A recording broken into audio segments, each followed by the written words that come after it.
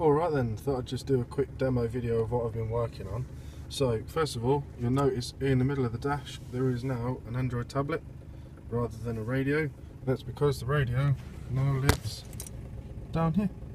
So, I can still use my radio, you still use USB, there's cables everywhere at the moment because I'm still not finished, I'm charging my phone off the head unit.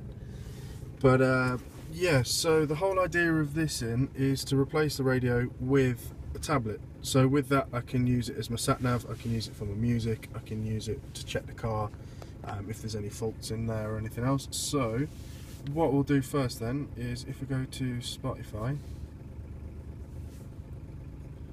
and then we can see that this is my wonderful Spotify collection. Let's find something decent. Go with a bit of lamb. So that's now coming through the radio in the car. So I'll just turn that up.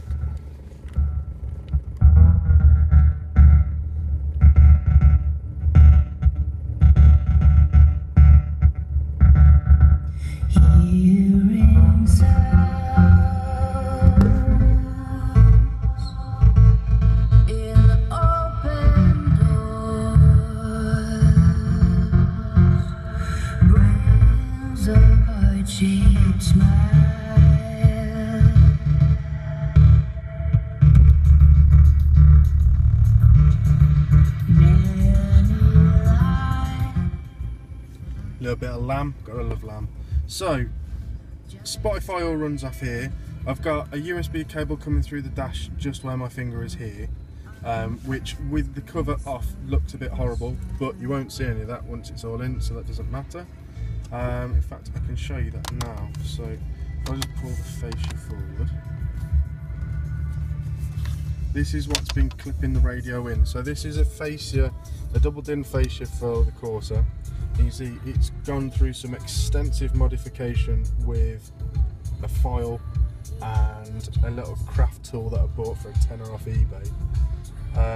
So that's been ground down to fit, and you can just see in this horrible scratches, there's a little USB where my finger is. I'll just roll this forward. There he is.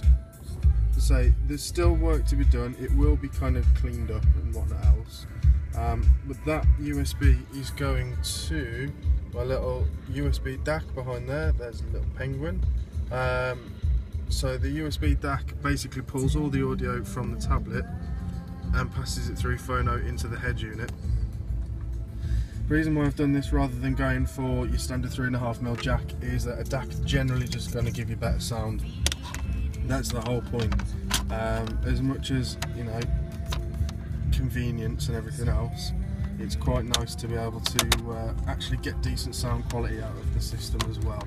So that's why I didn't go with the 3.5mm jack.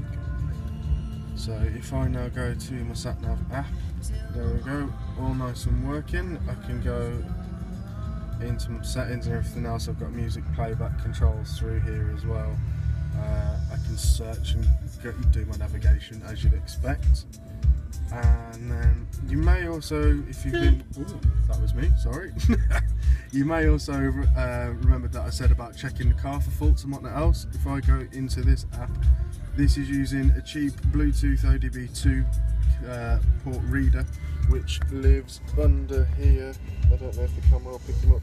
It's that little blue box, there he is. That's pulling information from the car, passing it through to the tablet through Bluetooth, so we can see here speed and everything else. I've still got to set this app up, it's not doing everything I want it to, but one of the cool things about this, if I press into the settings,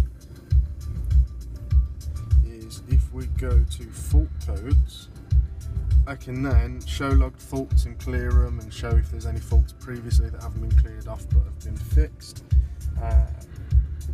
All through my tablet, which is my head unit. And also, when I'm outside my house, I can still use YouTube because it's got Wi-Fi. If I do leave it in, if I go to my calendar, everything syncs up nicely on there. So from the calendar, I can just tap my next job, get the sat-nav to load, and I'm away right into the dash of my car. Alright, cool. Cheers.